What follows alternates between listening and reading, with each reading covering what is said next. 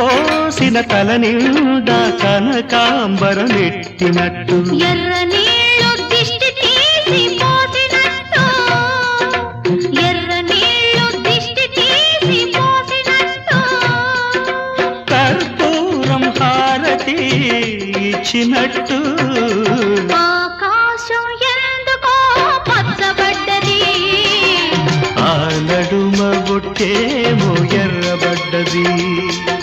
వీటిగాలుల తాకిడి సాగే గువ్వల అలజడి రమ్మని పిలిచే భయబడి